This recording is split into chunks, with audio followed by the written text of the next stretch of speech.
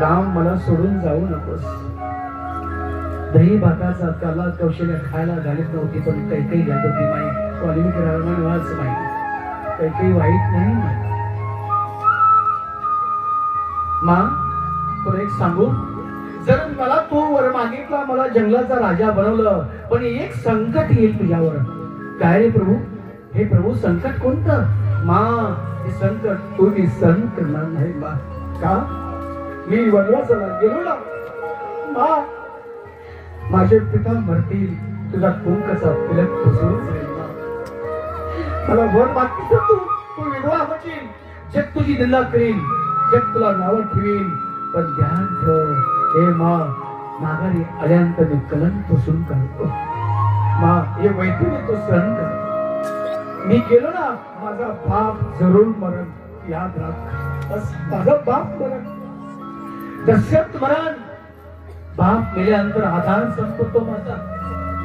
शास्त्र सांगते, राम कथा सांगते, बाप मेल्यावर आधार संपतो. आई गेली, दुआ संपला, आशीर्वाद संपला. दोन वस्तू ध्यान ठेवा. माँ गेली, आशीर्वाद गेला, बाप गेला, आधार संपला. माँ तुला दुनिया तुझी निंदा करीन, पण तू निंदा सहन कर माझ्या करता मा. देना वर माग दोन ना, माझा बाप येईल त्यांना वर माग कसे करणार. रामानं तयार केले माझ्या माईवर. कायम कमी माझ्या माईवर 8:30 वाजल्या. आणखी पुढे बहुत कथा आहे माझ्या बाबांनो. रामकथा 5-5 तास बोलतो मी रामकथा. पण महाराजांनी सांगितलं मला, अण्णांनी, महाराज थोडं रामकथा थोडी सांगा महाराज आम्हाला. अण्णा म्हणले मला जगाय, म्हणून मी म्हणलं रामकथा सांगतो आज. रामकथा साक्षात सागर आहे, विशाल आहे सागर कथा. राम सागर नाही कथा. एक एक सूत्रानं जीवन बदलतंय रामबाई कथा. कैकेला तुम्ही वाईट म्हणू नका, स्वतः प्रभामचंद्रानं तिच्या जबरदस्तीने मागून घेतली. मागणी करून घेतली तुला, आणि 2 वर होते पहिले, ते 2 मागून घेतले. भरताला अयोध्येचा राजा बनव आणि मी जंगलचा राजा बनव. मला जंगलचा राजा बनव.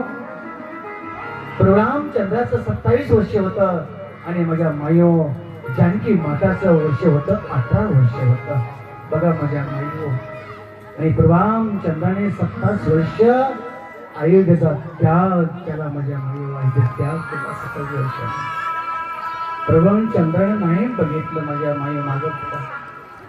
प्रभुरामचंद्र जात असताना सगळी अयोध्या रडायची, अयोध्या रडायची. अयोध्या तर सोडून द्या, ज्या प्रभुरामचंद्र रथात